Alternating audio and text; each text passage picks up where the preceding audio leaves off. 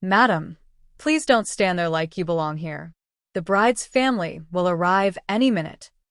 The woman said it softly, but the words cut anyway. I stood under the white canopy in Victoria Island, Lagos, holding a small envelope with my name written carefully in blue ink. A name I used to share with the man funding the entire wedding. The woman looked at my shoes, then my simple Ankara dress, then back at my face with the kind of smile Lagos teaches people when they think they're better than you. I was invited, I said. She laughed, a quick sound. By who? I didn't answer. I didn't need to. The man's name was everywhere. On the gold-plated welcome board. On the programs tied with satin ribbon. On the lips of waiters rehearsing respect. Billionaire. Philanthropist. Visionary. My former husband. The woman stepped aside reluctantly, waving me in like a mistake she didn't want to be responsible for. Inside the venue, generators hummed softly behind tall white drapes. The air smelled of roses, grilled goat meat, and expensive perfume. Crystal glasses caught the afternoon light. A live band tuned their instruments, murmuring about which governor had confirmed attendance. No one recognized me. That was the point. I took a seat near the back, close enough to see everything, far enough to remain invisible. I placed the envelope on my lap and folded my hands over it. My fingers were steady. They had learned to be. Years earlier, when I still lived in the house that built this man's confidence, my hands used to shake whenever he raised his voice. Now they rested calmly, like they had already forgiven the future. The wedding was scheduled for 4 o'clock. At 3:15, his mother arrived. She entered like a queen who had never lost a battle. Gold gelly towering, coral beads stacked on her neck, walking as if the earth owed her a favor. Women rushed to greet her, bending slightly, voices rising in praise. Mama, you are welcome. Long life, Mama. She smiled broadly, accepting it all, her eyes sharp. They scanned the hall and landed on me. For half a second, her smile cracked. Just a hairline fracture. Enough for me to notice. She looked away first. I lowered my eyes politely. That was how she taught me. Be respectful. Be quiet. Don't bring shame to the family. It had worked very well for her. Less so for me. The band began to play soft highlife. Waiters moved between tables with trays of drinks. Conversations layered over each other. Business deals, gossip, speculation about how much the bride's dress cost and whether she was pregnant already. She's lucky, a woman behind me whispered, to marry into this kind of wealth. I almost turned around. Almost. Instead, I watched the entrance. When he finally arrived, the hall shifted. People stood. Phones lifted. Smiles widened. He wore a white agbada embroidered with silver thread, confidence stitched into every fold. His laughter rang out as he greeted guests, his voice unchanged. I remembered that voice in the dark, asking me why I couldn't just understand that a man like him needed peace at home. He hadn't seen me yet. Good. As he moved closer to the front, greeting elders, his mother leaned in to whisper something. He frowned briefly, then waved it off, still smiling. Denial had always been his favorite reflex. The bride arrived shortly after. Young. Beautiful. Skin glowing with new money and old ambition. She smiled like someone who believed this marriage was a finish line, not a doorway. I felt nothing toward her. She was not my enemy. The ceremony began. Prayers. Blessings. Applause timed perfectly. I listened, not as a guest, but as someone counting heartbeats. Waiting. When it was time for speeches, the master of ceremonies praised the groom's journey. From humble beginnings to corporate greatness. From struggle to success. From nothing to everything. The lie was delivered smoothly, professionally, with laughter in the right places. I shifted in my seat. My mind drifted, uninvited, to a small flat in Surulere years ago. To nights of instant noodles and candlelight because Nipa had taken the light again. To the sound of calculators clicking as I balanced books for a company that didn't yet exist. To whispered plans spoken into the ceiling because dreaming out loud felt dangerous. Back then, he used to call me his backbone. By the time the money came, he called me unnecessary. "You're too quiet," he had said the night he told me he wanted a divorce. "People like me need women who can match the room." I had nodded. I always nodded. The divorce was efficient. Clean. He kept the house, the cars, the company shares. I kept my dignity and a silence that confused people. I did not fight. That confused him even more. At the wedding, applause broke out again as the MC invited a few special guests to speak. Politicians, business partners, friends who had arrived after the money did. Then the MC smiled widely and said, "And now, we will hear from a very important guest. Someone close to the groom's journey." The groom stiffened slightly. I felt it before I saw it. The MC scanned the crowd. "Madam, please. The groom has asked that you say a few words." A murmur rippled through the hall as eyes followed his gesture. Toward me. I looked around once, as if surprised. Then I stood. The room leaned forward. I walked slowly to the front, my shoes making soft sounds against the polished floor. Each step measured, controlled. I could feel the groom's stare now, heavy, disbelieving. His mother's face had gone pale. When I reached the microphone, the MC hesitated. He glanced at the groom. The groom nodded stiffly. I took the microphone gently, like it might bruise. "Good afternoon," I said. My voice carried easily. Calm. Clear. "I won't take much of your time." You could hear breathing. That's how quiet it became. "My name is Aisha." A pause. "I was married to the groom." Gasps. Sharp inhales. A phone dropped somewhere. The groom stepped forward instinctively. "This isn't." I raised one finger. Not sharply. Just enough. He stopped.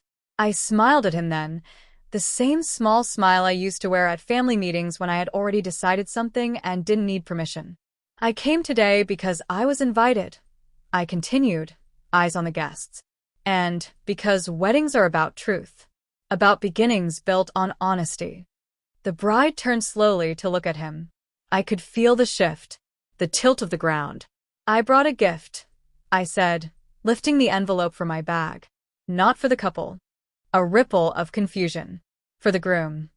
I placed the envelope on the table beside the microphone. Inside it was not money. It was memory. And as I stepped back, returning the microphone to its stand, I caught the groom's eye one last time. He knew. He knew that this was only the beginning. And somewhere far from the hall, two small boys were asking when it would be time to get dressed. He didn't open the envelope immediately. That was his first mistake. The MC stood frozen, unsure whether to laugh it off or pray. Guests whispered openly now. Phones were no longer discreet. The bride's smile had stiffened into something brittle, her hand still looped through his arm, as if holding on could steady the ground. "Aisha," he said quietly, leaning toward me, his voice tight. "This is not the place." I met his eyes. "You invited me. This is exactly the place." Someone laughed nervously.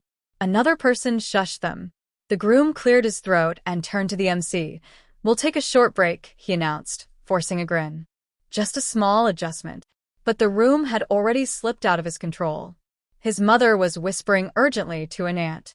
The bride's friends were craning their necks. A man near the front murmured, "Ex-wife," as if tasting the word. The groom picked up the envelope at last.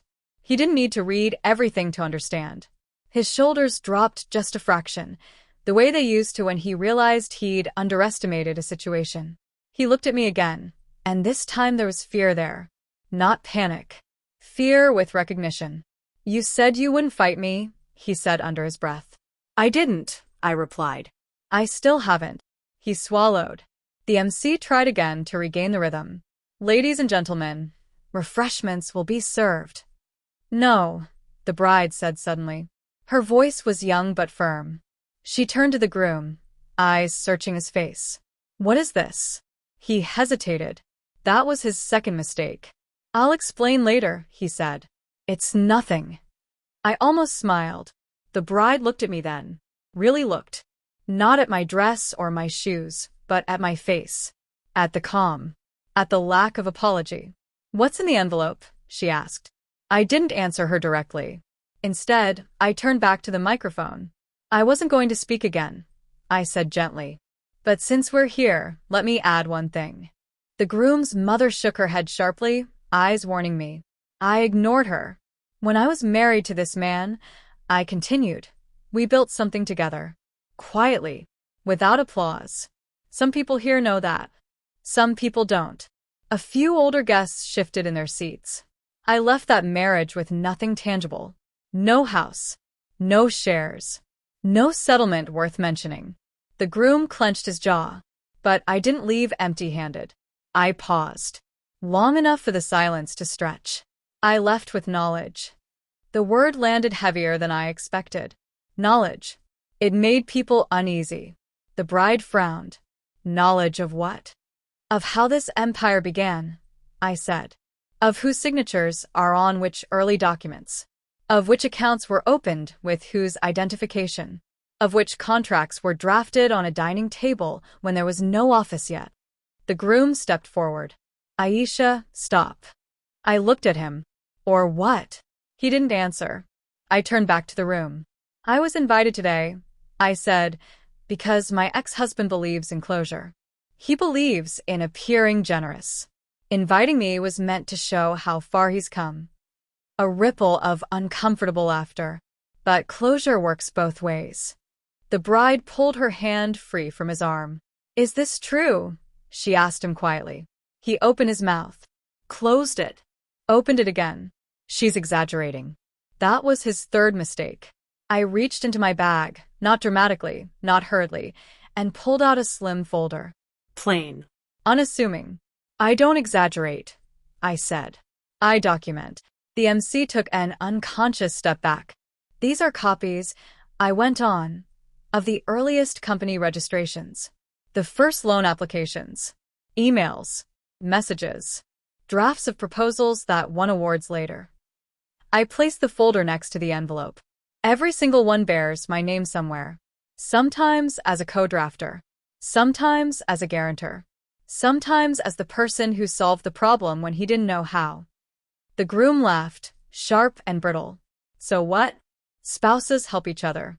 That doesn't mean that I deserve recognition? I finished.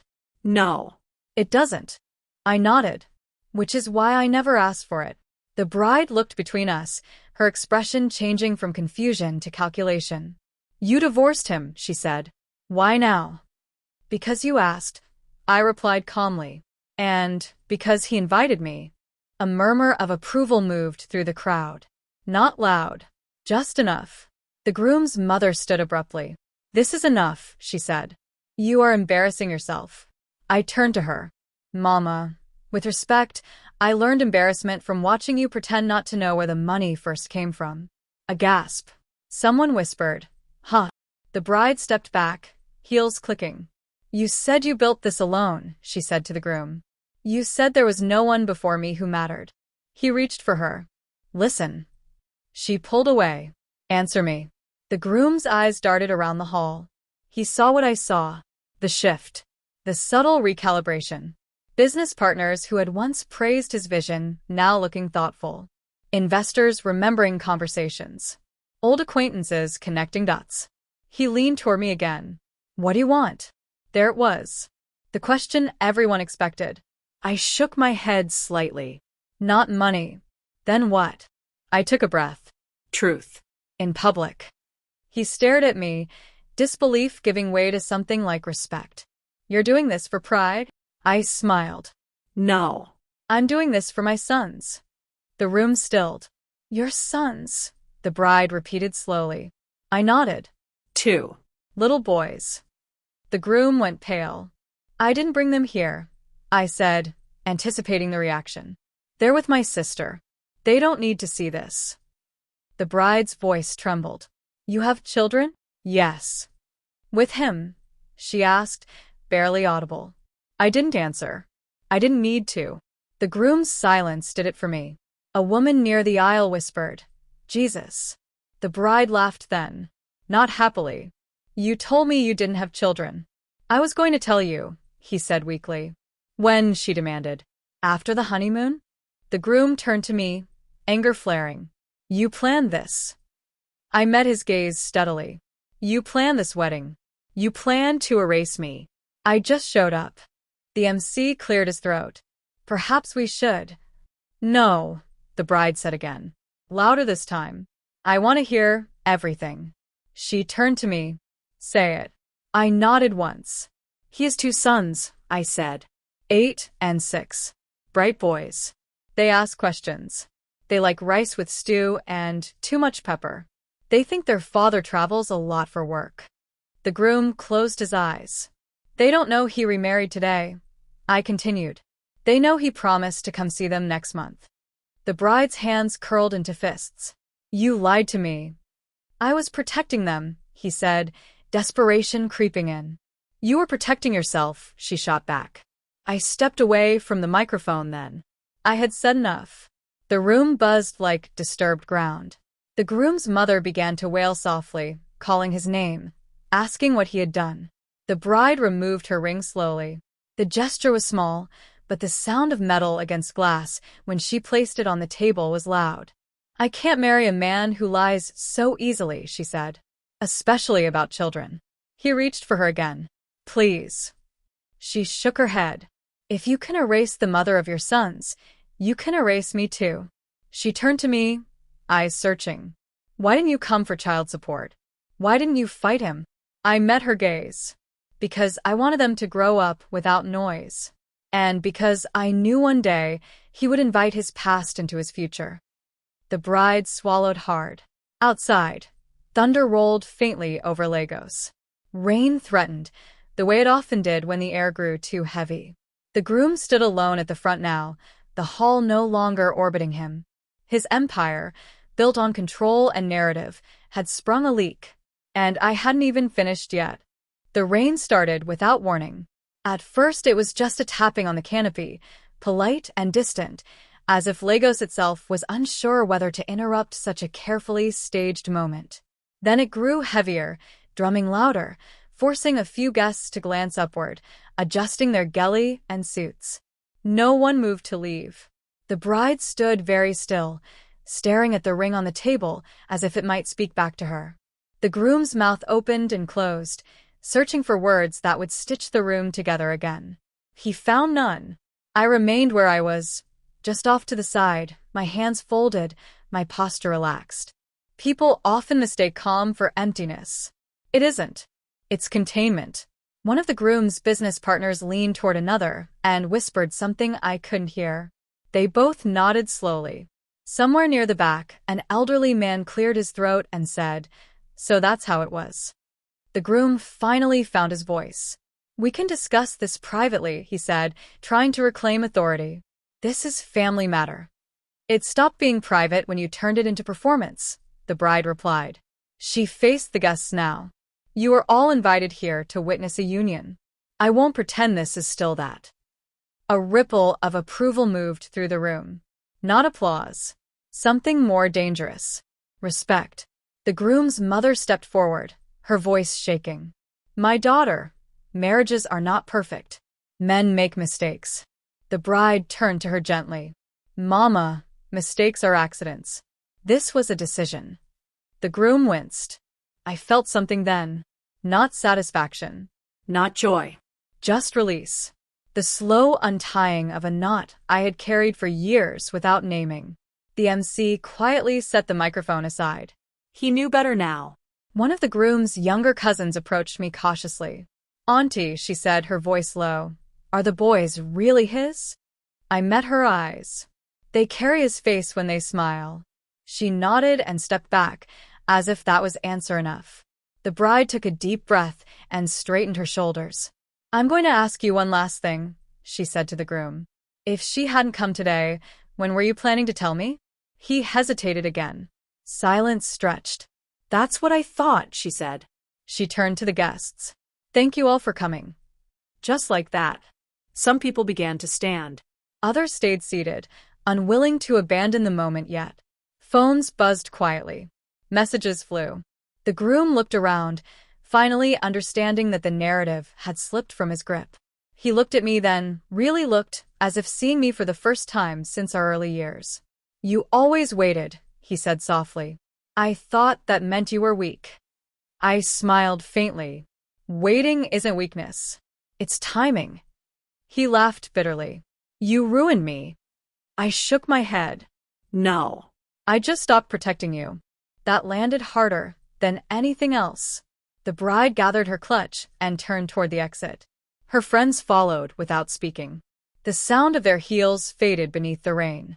The groom's mother collapsed into a chair, suddenly older. A woman brought her water. No one looked at the groom. He took a step toward me. What happens now? I considered him for a moment. This man who had once believed I would disappear quietly forever. Now. I said. Now you explain. To who? I gestured subtly. Everyone. His eyes followed my hand. The guests. The partners. The elders. The people who had invested not just money but trust. You could still keep quiet, he said, desperation creeping back. You've said enough. Let it rest. I leaned in slightly, lowering my voice, so only he could hear. You rested while I raised 2 children alone. You rested while I signed away credit so you could keep your pride. I'm done resting. He straightened slowly. I won't take your company, I continued. I won't sue you. I won't make noise online. Hope flickered in his eyes. But I will stop lying for you, I finished. And so will anyone who reads what's in that folder. He swallowed. You sent copies, he said quietly. Yes. To who? People who value transparency. The rain intensified, as if punctuating the moment. A man from the front row stood and addressed the groom. We'll need a meeting, he said. Soon. Another added. There are questions now. More nods. More murmurs. The groom nodded mechanically, the weight of consequence settling onto him like damp cloth. I picked up my bag. As I turned to leave, his mother called my name. Her voice was small. Aisha. I stopped but didn't turn. You could have come to me, she said. I would have spoken to him. I faced her then. Mama, I did. Many times. She looked away. Outside, the rain soaked the pavement. I didn't run. I let it fall on me, washing the air, cooling the heat I hadn't realized I was carrying. My phone vibrated. A message from my sister. They're dressed. They're asking if today is special. I typed back. It is. I'm on my way. I paused under the canopy one last time and looked back into the hall. The decorations still gleamed. The food still waited. But something essential had broken. Stories always do, right before they change. I stepped into the rain and walked away, my dress darkening with water, my back straight, my breath easy. For the first time in a long while, the future felt honest. And I wasn't finished yet. The boys were waiting by the window when I arrived. They always waited there, as if the road might announce me before the sound of the gate. My sister's flat sat above a tailor's shop in Yaba, the kind of place where generators coughed through the night and neighbors knew each other's business, without trying. The rain had softened to a drizzle by the time I climbed the stairs, my sandals leaving faint prints behind me. Mummy, the younger one said first, launching himself into my arms with the kind of faith only children have. The older followed more slowly, studying my face the way he always did, searching for clues before asking questions. You're wet, he observed. I walked in the rain, I said. Why, he asked. I smiled. Sometimes it's good to feel it. They accepted that. They always did. My sister handed me a towel without speaking. She didn't ask how it went. She never did. She understood that some stories finish in silence. That night, after they slept, I sat on the edge of the mattress and listened to the city breathe. Somewhere, a bus horn cut through the darkness. A neighbor argued softly on the phone. Life, unchanged and insistent. My phone buzzed again. This time, it was a message I had been expecting. We need to talk. I didn't reply. The next morning, the story had already begun to travel. Not online. Not in headlines. In boardrooms. In living rooms. In low voices over cups of tea. People who mattered asked careful questions. People who had always suspected something nodded quietly when answers came. By afternoon, 2 emails arrived from firms I recognized. Polite. curious, interested in clarifying historical contributions. I forwarded them to a new folder and closed my laptop. The boys returned from school arguing about whose turn it was to wash hands first. I made rice and stew, heavy on the pepper the way they liked it, and listened to them talk about their day. The older one mentioned a classmate whose father had come for visiting day in a big car. Did he look happy? I asked. He looked busy, my son said thoughtfully. I nodded. Busy isn't the same as important. That evening, the groom, my former husband, came to the gate. I didn't know until my sister knocked softly and said, "He's here." I took a moment, smoothed my dress, checked that the boys were distracted with a cartoon. When I stepped outside, he stood awkwardly by the wall. No driver, no entourage. Just a man in yesterday's clothes, rain-stained shoes, eyes tired. "They're inside," I said before he could ask.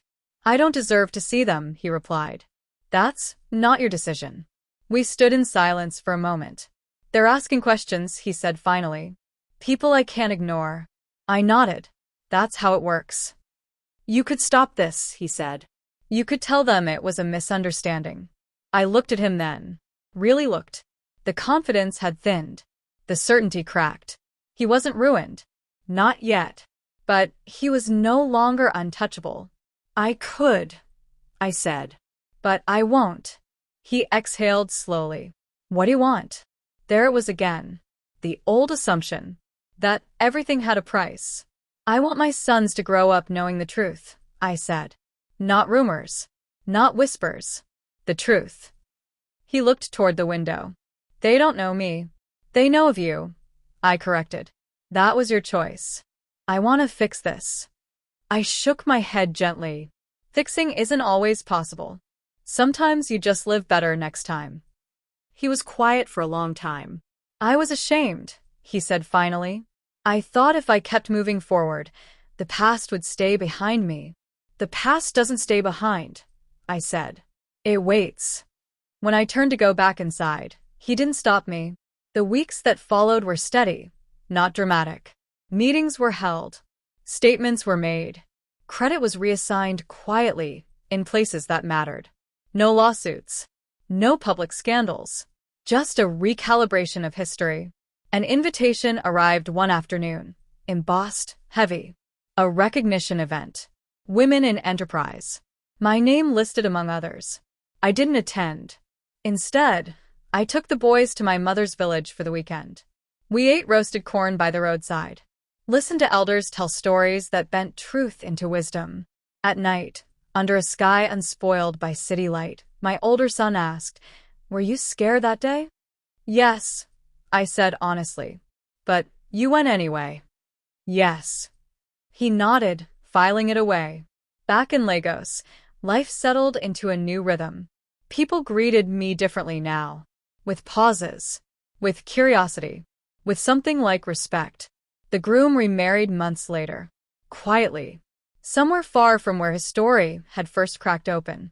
I wished him well, and meant it in the way one wishes rain well for finding another field. One evening, as I tucked the boys into bed, the younger one asked, "Mummy, why did Daddy lie?" I considered the question carefully. "Because he thought the truth would cost him something," I said. "And did it?" the older one asked. "Yes," I replied. "But lying would have cost him more." They seemed satisfied. Later, alone again, I sat by the window and watched the city lights flicker. Lagos never sleeps. It just closes one eye at a time. I thought about the wedding hall, the silence. The moment the room had shifted, not with noise, but with understanding. Power doesn't always shout. Sometimes it waits patiently for the right invitation. He had invited me, and I had come, carrying nothing loud. Just the weight of what had always been true. Some stories end with celebration. Others end with clarity. This one ended with freedom. And if you're listening closely, you already know the question it leaves behind. When the moment comes, will you protect the story you're living, or the truth that's waiting?